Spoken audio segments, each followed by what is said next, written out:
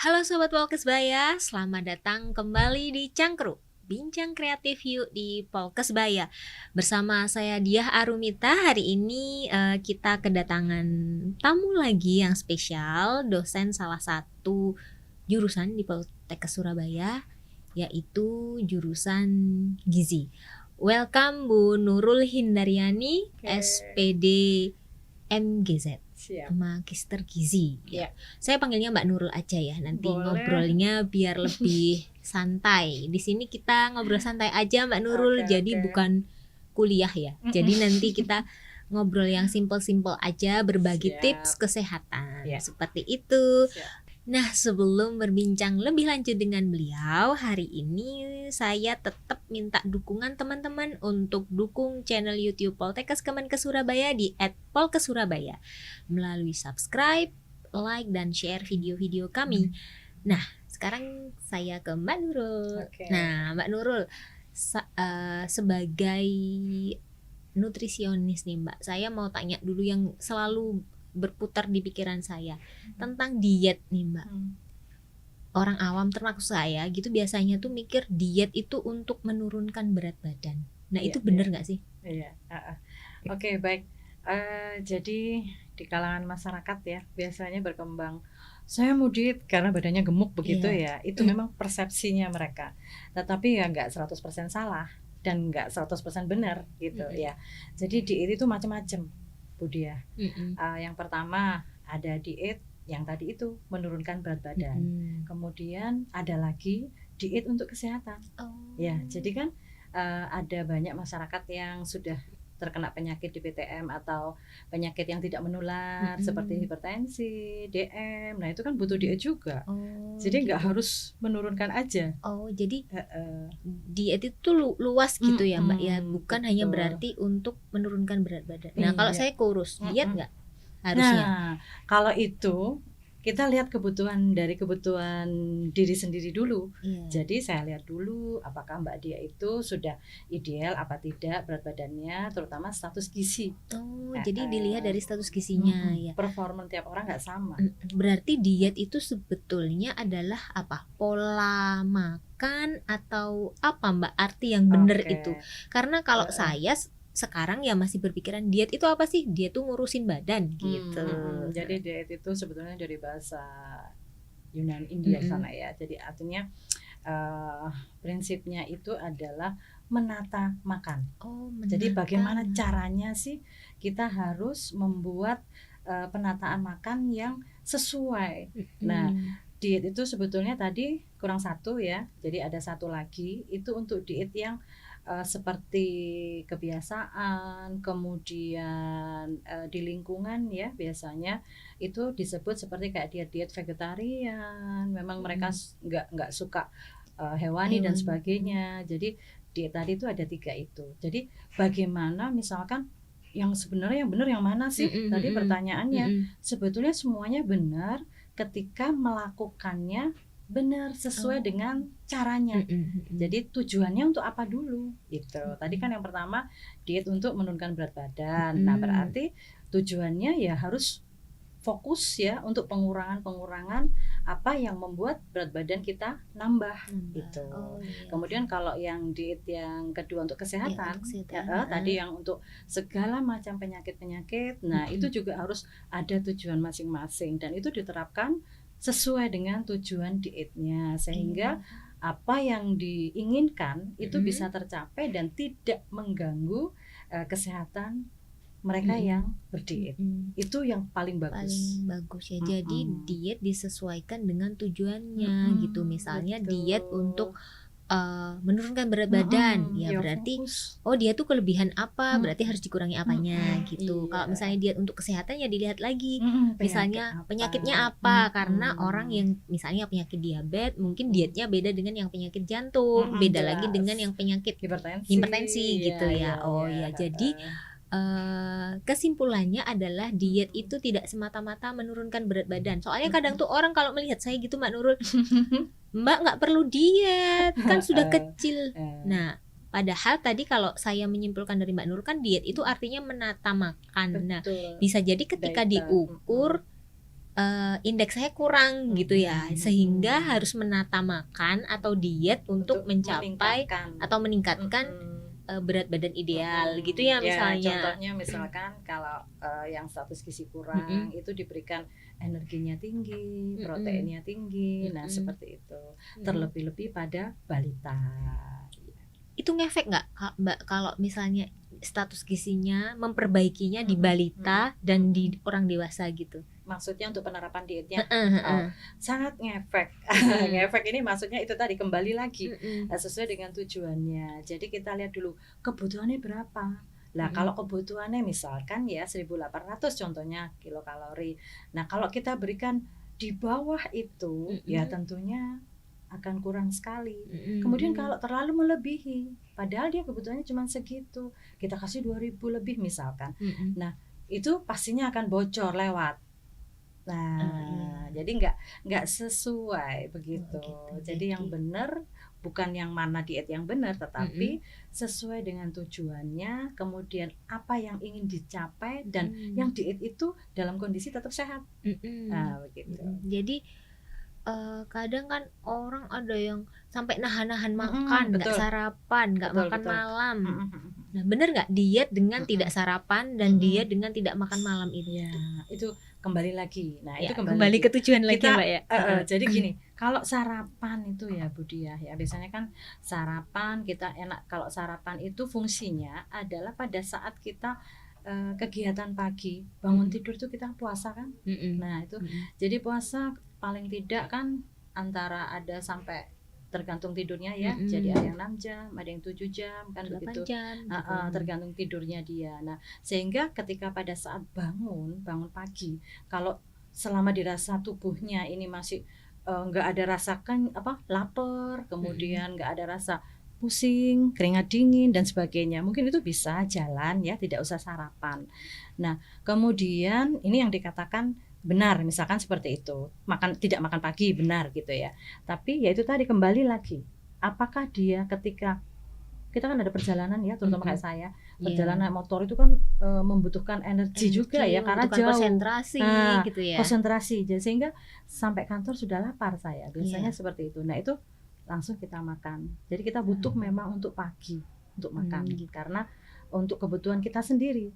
Tetapi ketika bangun tidur, kemudian kantornya dekat ya, misalnya yang di rumah-rumah dinas mungkin ya, pegawai yang dekat dengan kantor itu kan pagi dia nggak merasa lapar, bangun tidur, kemudian cuma jalan kaki dan tidak jauh. Nah itu dia bisa beraktivitas seperti itu. Ya itu berarti dia belum membutuhkan kan ya, sehingga dia nggak sarapan pagi pun tidak apa-apa.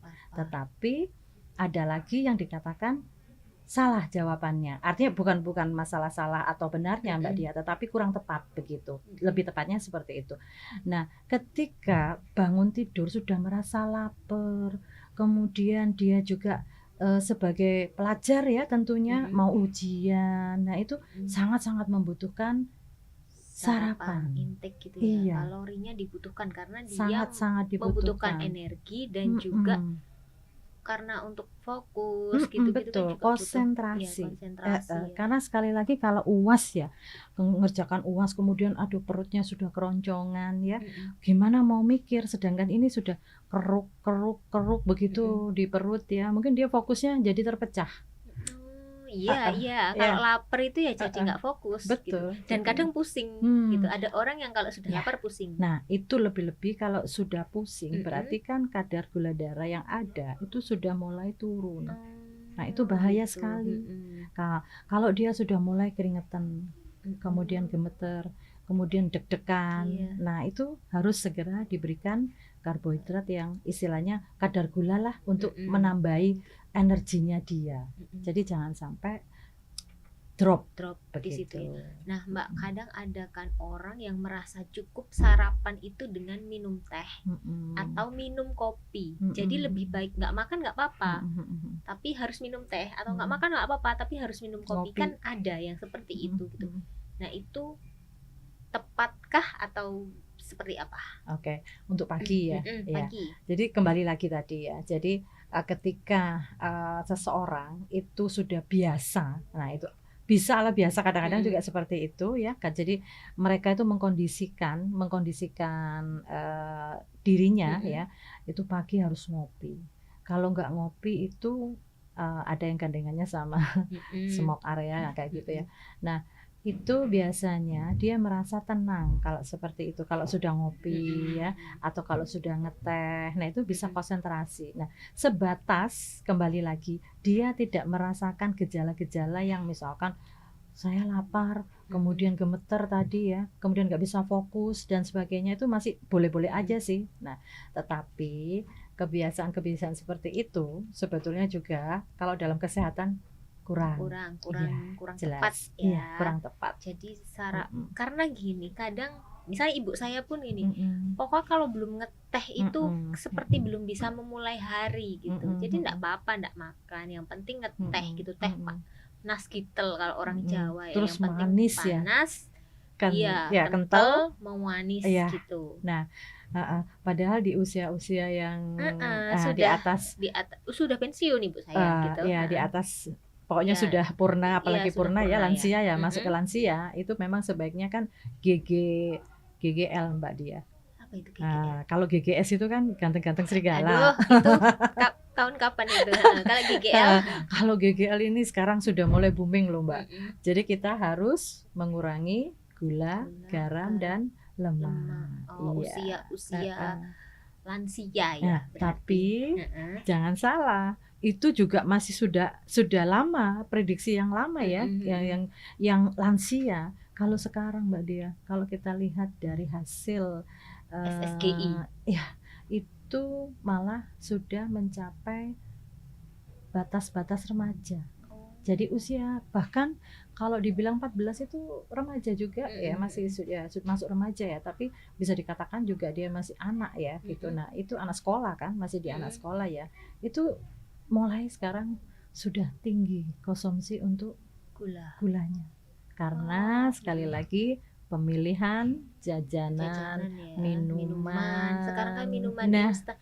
Dulu zaman kita kecil kan terbatas ya minuman kemasan gitu. Sekarang tinggal pilih mau rasa apa, mau warna apa gitu. Dan itu tadi yang bisa mengikat anak-anak menuju ke penyakit-penyakit yang degeneratif. Jadi kalau dulu tuh orang bilang, mohon maaf, sakit diabetes itu sakitnya orang tua gitu ya. Nah sekarang kalau lihat trennya itu ya nggak menutup kemungkinan yang masih usia produktif, muda-muda gitu juga sudah mengalami penyakit itu bahkan gitu ya, anak, bahkan anak ya Mbak ya. Yang kemarin itu kejadian itu anak usia SMP ya, SMP. Dia berarti sudah masih belasan itu SMP ya. Sekitar 13-14 usianya dia sudah kena GGK ya.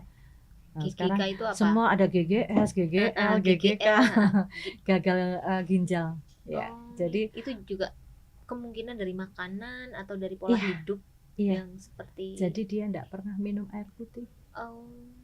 Jadi dia minum yang ada di rasanya gitu pewarna-pewarna di kaleng-kaleng, minuman, bahkan teh apa aja lah pokoknya dikemas. Karena kita tidak tahu itu gulanya gula apa dari mana. Gitu. Akhirnya cuci darah mereka. Nah tadi yang di awal kan Mbak Nurul menyebutkan 3 dia tadi ya, sesuai tujuan yang saya tujuannya untuk meraih berat badan ideal, tujuannya untuk kesehatan, dan yang satu kebiasaan misalnya vegetarian, kondisi-kondisi yang kondisi-kondisi yang seperti itu. Nah saya tuh terus terang penasaran dengan vegetarian. Beliau-beliau yang vegetarian ini apakah kebutuhan nutrisinya itu terpenuhi Mbak? Kan dia harusnya butuh protein dari protein memang bisa nabati sih, tapi apakah terpenuhi gitu?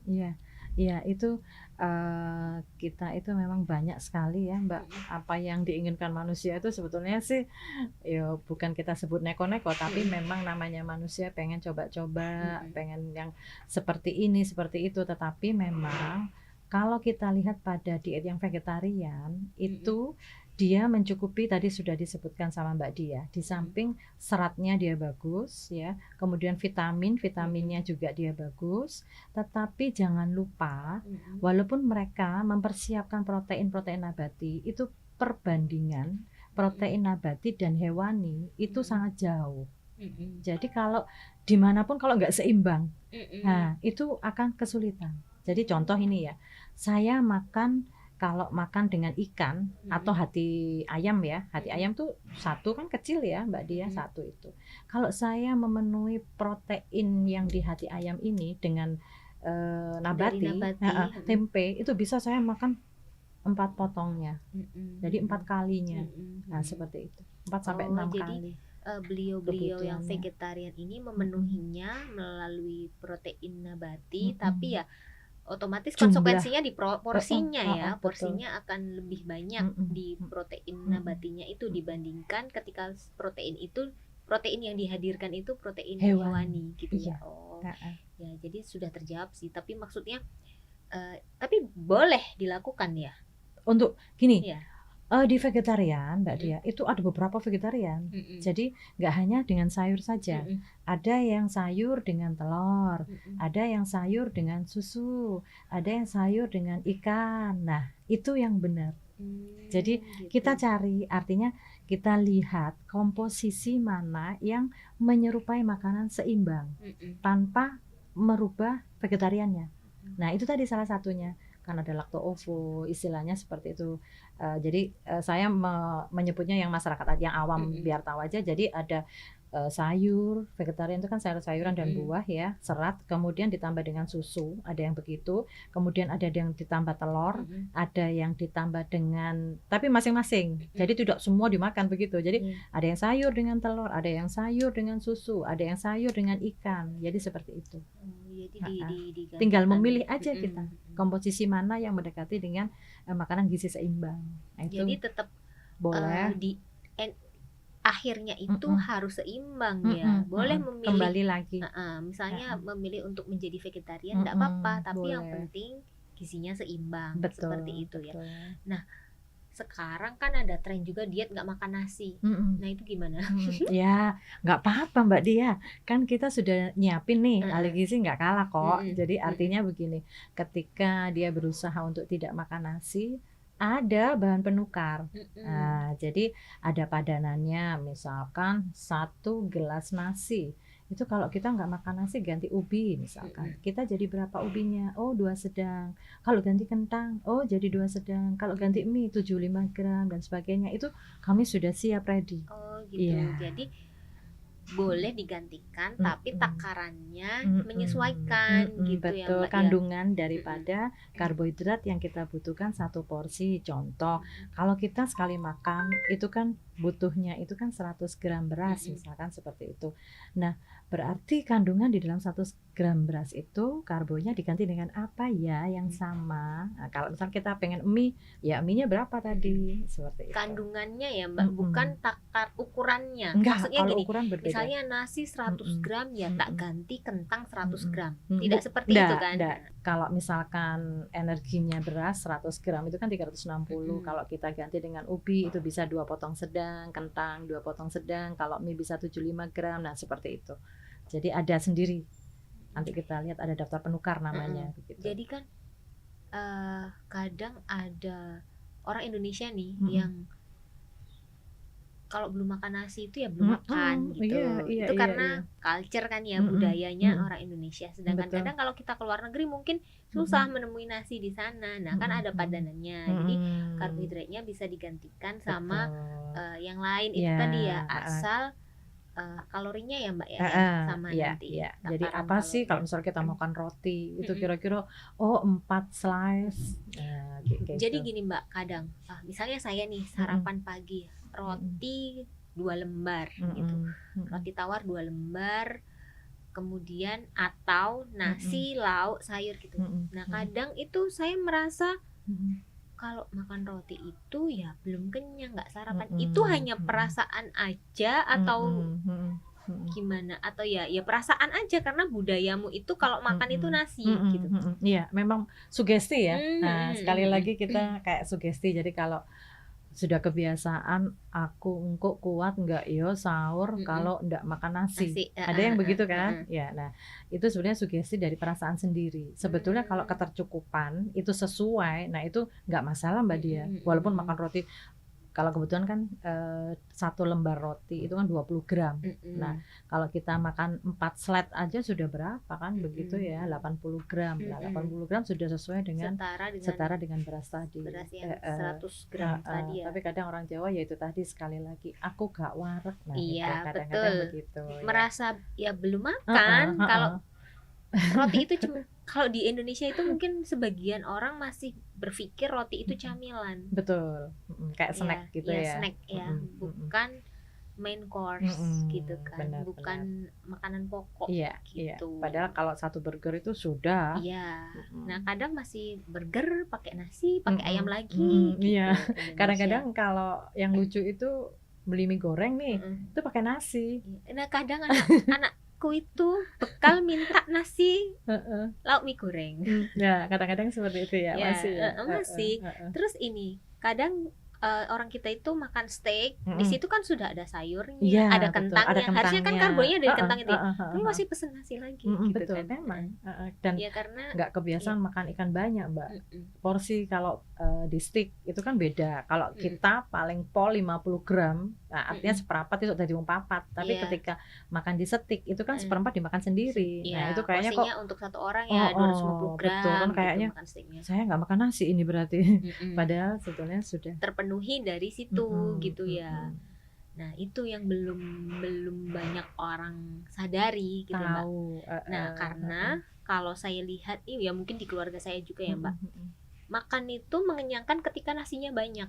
Betul. Nah, kalau kita amati, coba kita makan nasi dulu yang dilihat kan, nasi, lauknya sak ciprit, sayurnya sak ciprit gitu. Padahal harusnya secara ilmu gizi gitu ya, ada takarannya kan ya, Mbak, yang isi piringku itu. Ya, betul. Nah, itu tuh belum banyak orang tahu dan belum banyak orang praktekkan gitu ya. Betul. Nah, isi piringku itu bisa diulang mungkin nanti buat teman-teman yang sekarang masih berpikiran makan kenyang itu yang penting nasinya banyak, biar mungkin bisa merubah apa ya, kayak tadi menata makannya menuju makanan yang bergizi seimbang gitu. Betul. Karbonya berapa persen gitu-gitu, Mbak. Ya. Isi piringku. Ya. Jadi kalau di isi piringku ini untuk umum. Nah, isi piringku tuh banyak, Mbak Dia sebetulnya ya. Jadi kami juga punya untuk tadi sekali lagi satu untuk diet yang sehat, berarti gizi seimbang tadi sesuai isi piringku untuk umum ya artinya. Kemudian yang kedua, gizi seimbang untuk kesehatan juga, diet kesehatan. Jadi kayak seperti yang diabetes itu kami punya kan tatanannya ada dari mulai 1100 kilokalori sampai 2300. Nah, itu ada isi piring sendiri-sendiri kalau seperti itu. Nah, jadi untuk diet kesehatan itu berbeda-beda. Nah, kalau kita bicara di umum nih ya, umum aja yang untuk orang sehat, ya, orang gitu sehat itu komposisi karbo itu sama dengan komposisi sayur. Karbo dan sayur sama ya. Karena serat itu sangat-sangat dibutuhkan ya. Di samping sayur atau boleh sayur dan buah? Sayur dan buah-buahnya berbeda nanti, ya. Tapi memang serat juga kan kalau buah, tetapi komposisinya lebih banyak di sayuran, ya. Jadi kalau kayak di diet kesehatan pun kayak orang diabetes yang gampang lapar, itu kita mengantisipasinya nambahin sayur, gitu. Terus snacknya buah, begitu. Jadi itu tadi takarannya nanti berbeda ya. Ada takaran sayur sendiri, ada takaran buah sendiri. Iya, yang kalau isi buah. Piringku. Jadi satu piring ini biasanya komposisinya. Nah, ini dibagi. Nah, antara nasi, sayur ini sama komposisinya. Kemudian setelah itu dibagi lagi yang setengahnya ini untuk hewani, nabati, kemudian buahnya. Begitu. Double protein gitu istilahnya. Proteinnya tetap dari protein hewani dan nabati. Enggak, maksud saya tuh jadi ketika dalam isi piringku itu idealnya dalam satu menu itu proteinnya ya hewaninya ada, ya nabatinya ada. Harus itu. Soalnya kadang kalau sudah ayam ya ayam aja, kalau sudah tahu ya tahu aja gitu. Idealnya berarti ayam dan tahu, ikan dan tempe gitu ya. Betul. Makanya kalau kita lihat menu-menu yang di rumah sakit, nah itu kan pasti ada hewani, ada nabati. Karena memang menuju ke sana seimbang gizi kecuali seimbang. ya itu tadi mungkin ya yang diet kesehatan. Pernah misalnya anak saya dirawat gitu, dia nggak dikasih sayur sama buah belas karena dia kasusnya diare. apa? Nah, kalau diare itu sebetulnya di diare masih boleh sayur Mbak Dia, tetapi sayur yang rendah serat. Oh iya, cuman waktu itu mungkin ya dari hasil pemeriksaan sehingga dia di stop dulu kali ya Mbak. Jadi ya bisa jadi sih, tergantung kondisi. Jadi kalau misalnya sup gitu ya kuahnya aja sama protein-protein gitu waktu itu gitu. Nah yang itu tadi isi piringku tadi, orang kan masih budayanya otomatis kalau nasi ya atau karbo lah, sayur, proteinnya hewani ada, nabatinya ada. Nah bentrok dengan kemageran emak-emak memasak kan Mbak. Jadi gini, kan masaknya harus masak tahu, habis gini masak ayam juga, atau itu sebenarnya bisa disiasati gitu. Ya berarti masak aja gulai yang isinya ayam sama tahu, atau gimana gitu ya. Fleksibel kok Mbak sebetulnya. Bisa jadi kita masukkan tahunya di dalam sup, kemudian kita masukkan dalam perkedel ya misalkan. Jadi nggak harus kita sendiri-sendiri ya. Tapi kalau memang prinsip gizi nih yang kita nyusun, kita ajarkan itu ada gini-gininya di isi piringku itu memang masakannya harus berbeda. Jadi Mbak kalau di isi piringku itu tadi kan ada karbo sendiri, sayur sendiri, protein hewani sendiri, nabati sendiri. Nah, kan kadang berbenturan dengan kemageran seorang ibu ya yang aduh masaknya harus macam-macam nih, ribet. Harus masak tahu, harus masak ayam lagi atau harus masak ikan lagi gitu. Nah, boleh nggak dicampur aja misalnya udah buat gulai ayam tahu, buat semur daging tempe gitu. Ya, sebetulnya itu fleksibel aja Mbak Dia. Yang penting kita lihat aja kesukaan dari keluarga. Jadi yang terutama disuka itu apa, boleh. Jadi kayak kare ayam biasanya dikasih tahu, kasih tempe, begitu masuk jadi satu. Atau anak-anaknya nggak suka, misalkan kalau kelihatan tahu digoreng gitu kayaknya nggak suka, boleh dibuat bola-bola tahu ya dimasukkan ke dalam sup. Nah, jadi nggak kelihatan kayak bakso, tapi dia dari tahu. Jadi diakalin kan, jadi sudah masuk sekalian. Ada bisa ayamnya jadi satu di bola-bola tahu tadi, terus dibuat sup. Nah itu kan nggak ribet juga sih. Kalau misalnya perkedel tahu, boleh. Perkedel tahu itu kan protein Mbak. Kalau perkedel kentang itu protein atau karbohidrat? Nah, itu bisa untuk kita biasanya itu untuk ganti ya, katanya pengganti daripada sebetulnya isinya karbohidrat. Nah, makanya kalau di kita biasanya kan perkedel gelau. Betul. Sudah terbiasa. Maka ditambahkanlah di sana ada sayuran. Biasanya kita kalau review menu-menu mahasiswa itu bisa ditambahkan di sayuran. Jadi maksudnya perkedel dicampur sayuran, dicampur dengan lauk hewani. Misalnya daging cincang gitu ya. Ya, jadi nggak banyak kentangnya, hanya sebagai pengental aja begitu. Jadi biar bentuknya tetap seperti kayak perkedel seperti kalau itu. Yang umum kan ya kentang nyel gitu, cuman telurnya aja. Nah, kalau itu kita bilang ya buat tetap perekat doang gitu. Tetap aja sih Mbak, itu sebagai karbohidrat, sumber karbohidrat. Kalau kentang nyel berarti sumber karbohidrat. Tetapi ada orang-orang sekarang udah pinter loh Mbak, ada yang ditambah telur puyuh. Oh, di dalamnya diisiin telur puyuh jadi, gitu ya. Jadi kentangnya nggak terlalu banyak nih ya, terus ada telur puyuhnya satu begitu. Nah, kalau itu sudah boleh. Sudah bisa jadi sumber karbohidrat. Boleh. Bukan tambahan protein. Sumber protein. Karena ada karbohidratnya juga sih. Nggak kentang doang betul, gitu. Betul. Nah, oke. Karena ya masih banyak yang salah kaprah, misalnya gini, nasi lauk mie goreng sama kentang, nah kan karbohidrat semua. Sama apa tadi perkedel kentang, itu kan karbohidrat semua ya Mbak. Iya betul. Nah sekarang kalau misalnya kayak daging-daging olahan gitu Mbak, nah ada nugget, sosis, nah gitu tuh sebetulnya nilai gizinya gimana sih? Kan kadang misalnya ada yang bikin homemade nugget dikasih sayur gitu. Nah, itu apakah bisa memenuhi kebutuhan proteinnya? Lebih maksudnya apakah itu cukup atau yang murni olahan daging murni itu lebih baik gimana? Ya, oke. Jadi kalau nugget itu Mbak Dia sebatas ya, saya bilang sebatas dia memang sesuai ya. Kalau misalkan nugget ayam itu kan memang ayamnya ya, sekali lagi yang lebih bagus homemade tadi ya, artinya dibuat sendiri. Kalau kita bilang, saya bilang nugget yang olahan, yang pabrikan gitu ya, bukan saya bilang nggak bagus ya, tetapi ingat sekali lagi GGL tadi. Jadi di situ gulanya, garamnya ya, natrium, pengawetnya kan pakai natrium juga. Jadi ada, kita kan nggak boleh ya kelebihan natrium sehari, kebutuhan kita berapa. Kalau kita tengok di maaf ya mie instan, nah seperti itu, mie-nya nggak masalah, tapi natriumnya. Iya, pernah itu Dokter Tirta juga pernah kan di suatu podcast saya itu. Coba dibaca itu berapa. Bukan mie-nya yang nggak sehat gitu. Jadi dibaca itu natriumnya sekitar 1000. Bayangkan. Jadi micin itu bukan nggak bikin bodoh. Ini. Kayak garam-garam, asin-asin. Bukan itu yang bikin bodoh, bukan itu yang bikin nggak sehat, tapi karena kebanyakan gitu ya. Nah, jadi gini, kalau ada lagi kan ya, tadi sudah nyangkut natrium ya. Jadi sekali lagi tidak hanya garam dapur aja sih yang harus kita batasi, tetapi sama dengan produk-produk olahan.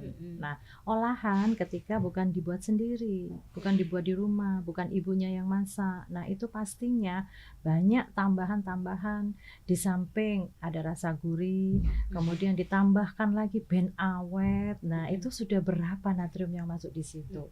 Kemudian tadi MSG gimana? Nah, saya waktu kuliah dulu itu di S2 itu dosen tuh juga sempat, kita kan tanya juga gimana untuk anak-anak yang sukanya kan mesti gurih-gurih, makanannya begini. Nah, itu gak apa-apa lek gak becak. Jawabannya itu kadang kita ini sampai wah kok gitu ya jawabannya, ternyata memang kita harus bijak aja. Jadi boleh tetapi tidak melebihi takaran.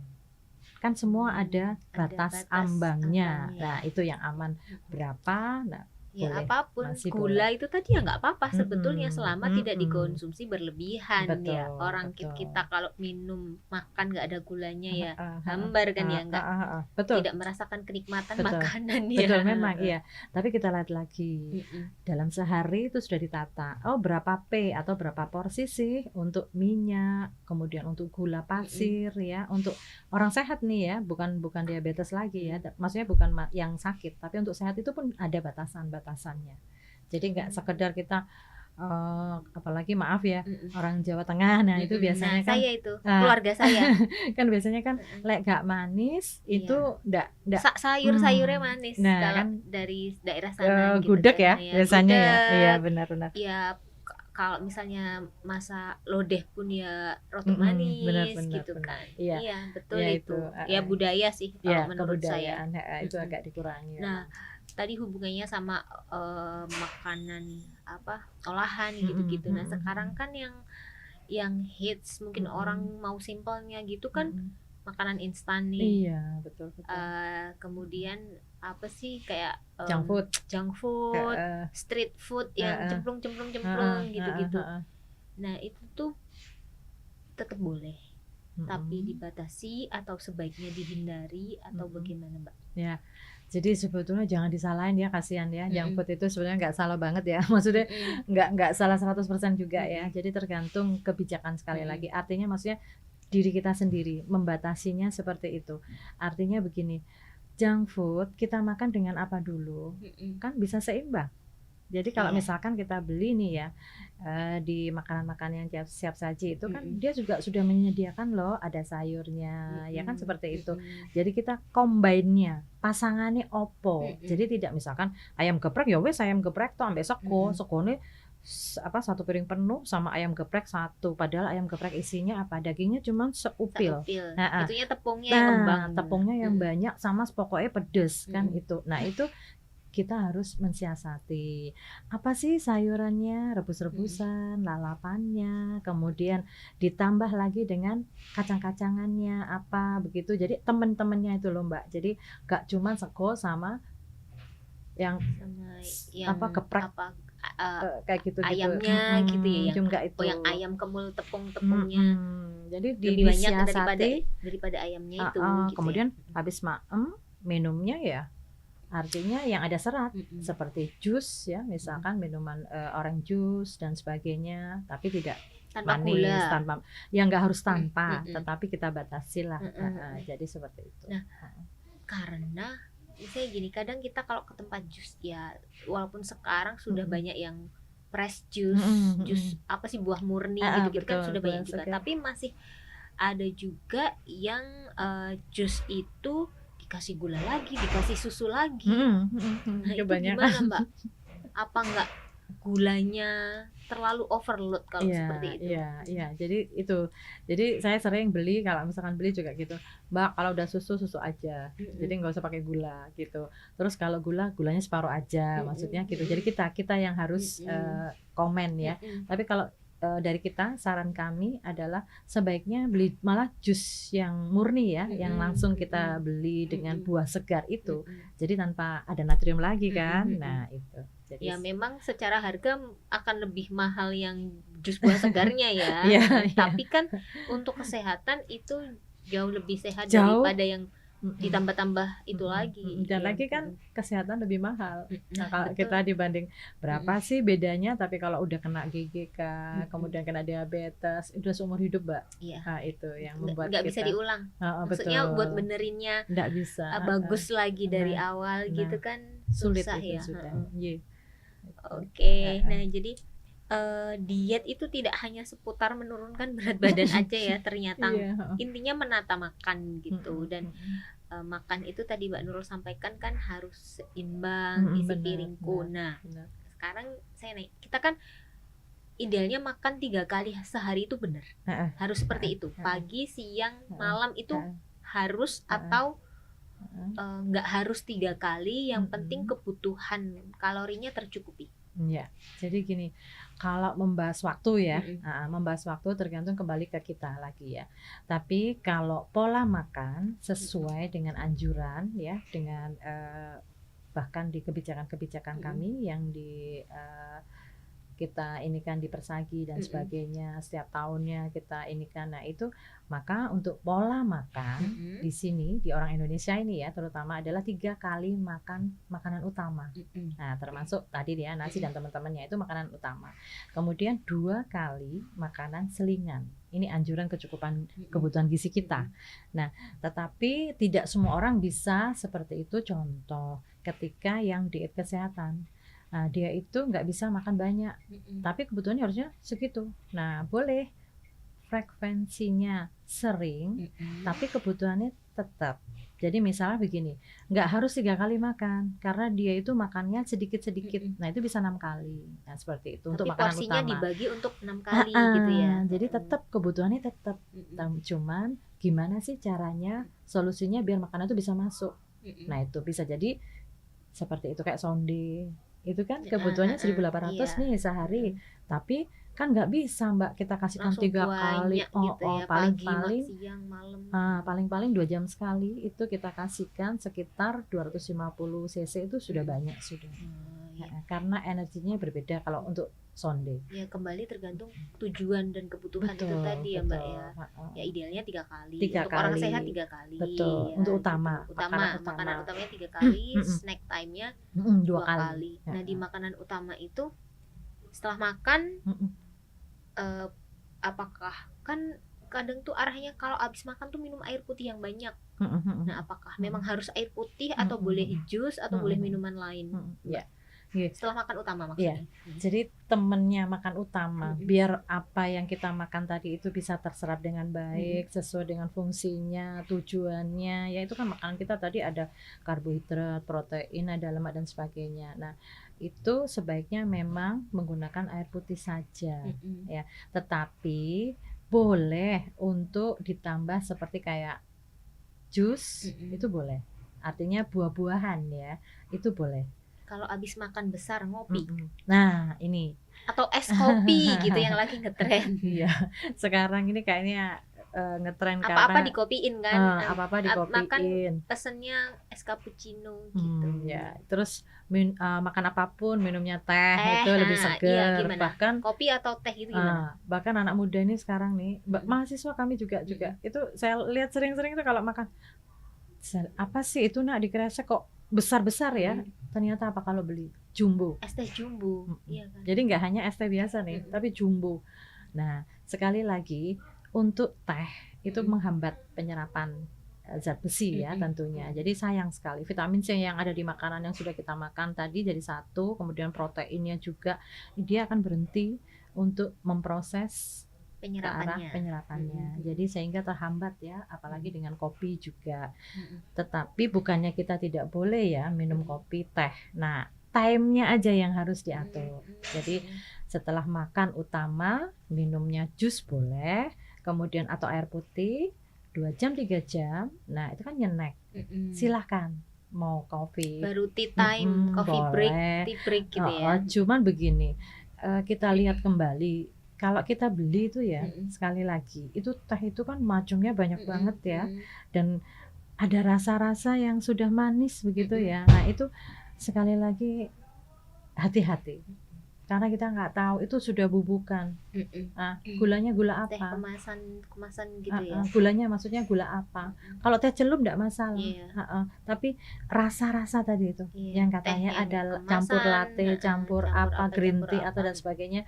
Nah itu kita nggak tahu gulanya apa dari mana, gitu. Gula asli atau itu gula... yang membuat kebanyakan mereka tidak mau lagi konsumsi air putih. Nah terus membahayakan ginjalnya. Berarti sebaiknya setelah makan besar itu tidak diakhiri dengan minum teh ya. Betul. Mau teh panas atau es teh gitu. Karena budayanya saya pun masih dan kalau misalnya kita makan keluar gitu ya, entah makan bakso, makan soto, biasanya lo pilihannya es teh, es jeruk gitu kan. Iya. Dan banyak orang yang suka es teh gitu kan. Karena masih memang banyak orang kalau yang habis minum es teh itu kayaknya nggak haus gitu ya. Kalau yang lebih manis-manis yang lainnya itu kayaknya kan masih nyantol, nggak seger, nggak plong kayak gitu ya, seperti itu. Iya, jadinya larinya ke es teh setelah makan es teh. Dan saya pun misalnya karena di rumah itu kebiasaan ngeteh ya, sarapan itu otomatis makan dan menghabiskan teh gitu setiap pagi gitu.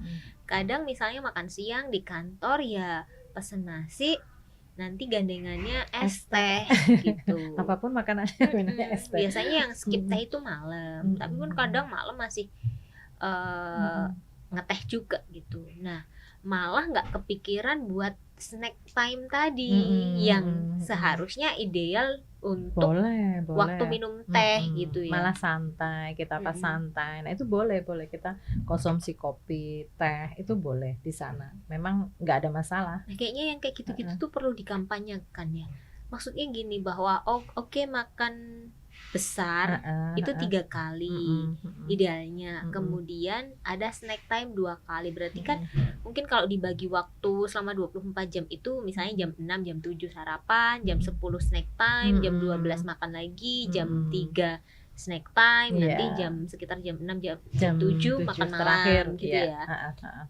Kan belum membudaya yang seperti itu. Mungkin baru makan besarnya aja membudaya. Makanya teh kalau ngemil malah mungkin kalau di budaya kita itu ya sepanjang waktu, kapanpun snack time gitu ya.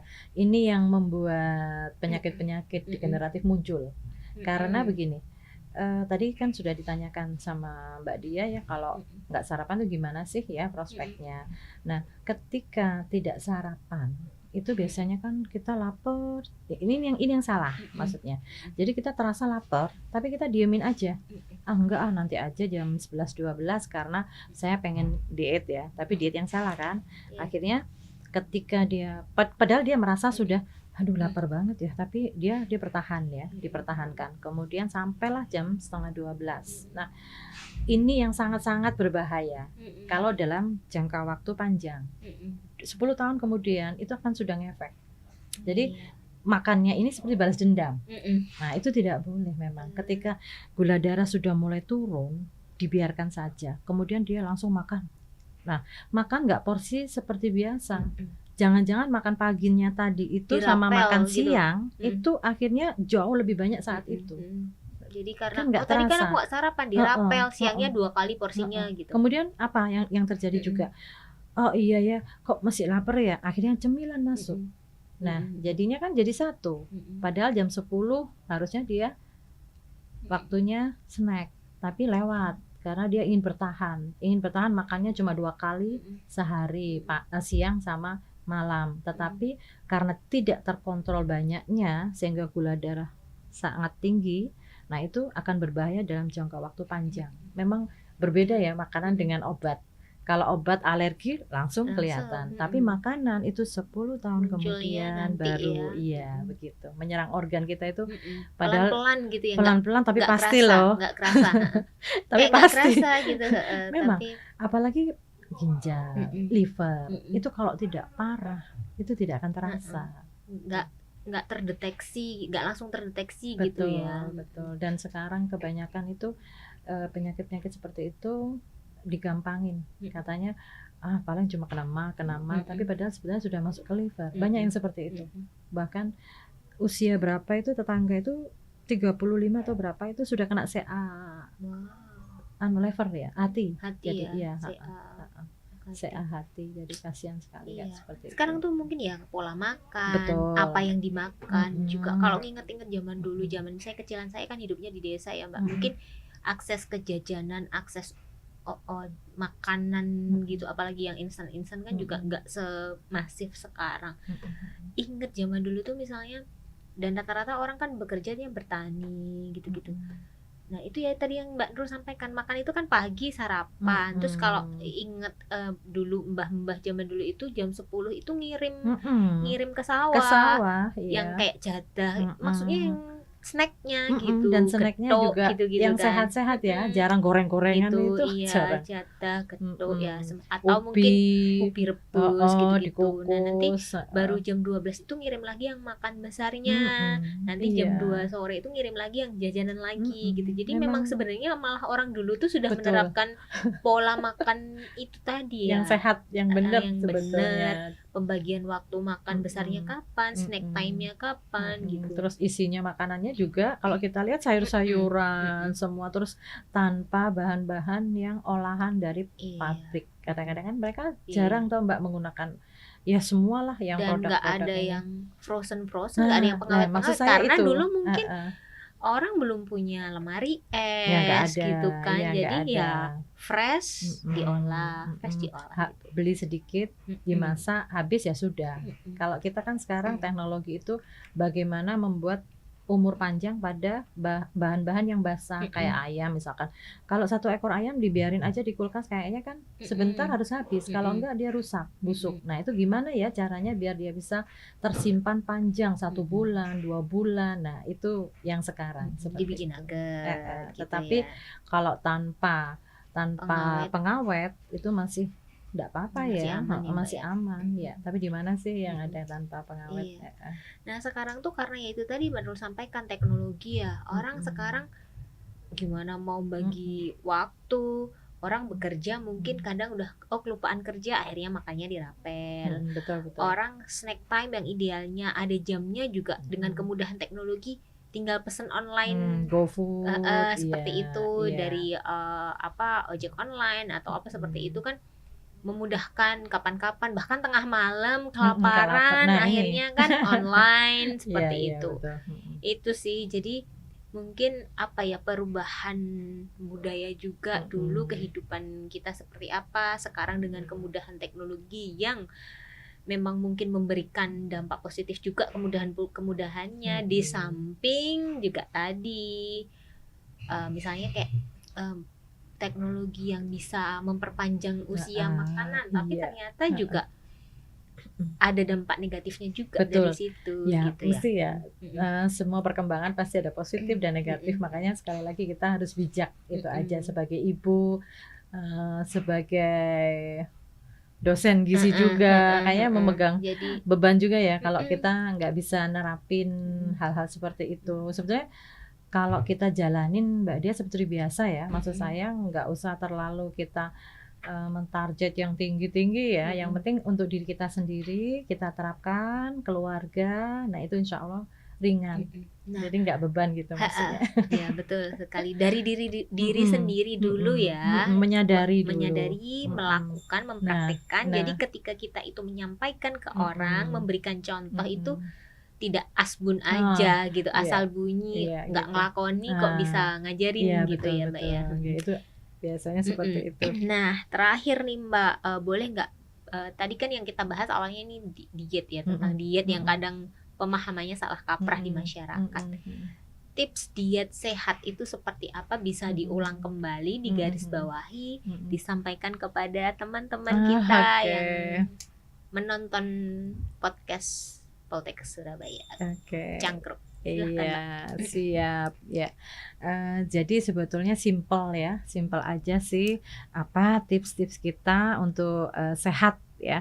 Jadi sebetulnya nggak banyak banget sih, simpel. Jadi yang pertama memang kita harus tahu kebutuhan kita sendiri. Jadi seberapa sih kebutuhan saya ini? Nah itu memang harus menyadari ya. Jadi kita nggak usah makan berlebihan, kemudian secukupnya sesuai dengan kebutuhan. Kemudian yang kedua tentunya apa saja sih makanan yang sehat. Nah, makanan yang sehat tentunya makanan yang dengan gizi seimbang. Apa itu lagi gizi seimbang? Tadi sudah kita bahas. Jadi harus ada karbohidrat, protein hewani, protein nabati, kemudian sayuran ya, serat sangat dibutuhkan, buah ya. Itu adalah salah satu kumpulan dari makanan-makanan sehat yang harus kita konsumsi setiap hari. Ada lagi tadi sudah jenisnya ya, kemudian jumlahnya seberapa, nah itu sesuai dengan kebutuhan. Yang ketiga itu juru masak ini. Nah itu 3J-nya nggak 3 sekarang, jadi ada 4 gitu ya. J-nya itu ada lagi yaitu tentang pengolahan. Nah pesan saya, jadi untuk pengolahan ini memang diusahakan tidak berbanyak digoreng-gorengan. Nah kita GGL kita gerakan kembali, jadi membatasi gula, garam, dan lemak. Itu tentunya kita harus pandai memilih ya. Jadi mana sih makanan-makanan yang gizi seimbang? Tentunya satu tadi yang serat ya, seratnya sayuran dan buah. Kemudian yang kedua kacang-kacangan.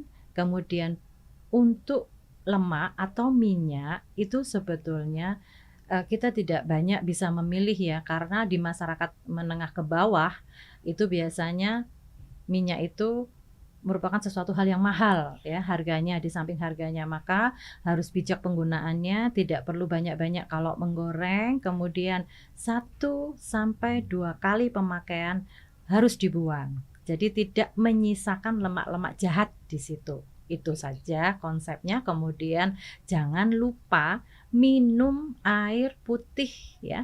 Jadi minum air putih jangan dilupakan. Jangan suka minum yang berwarna. Itu sangat-sangat penting. Jadi jangan sampai kurang dari 8 gelas per hari. Itu minim loh ya. Jadi jangan sampai kurang dari 8 gelas sehari. Jadi itu saja mungkin tips-tipsnya Mbak Dia. Satu lagi Mbak Dia.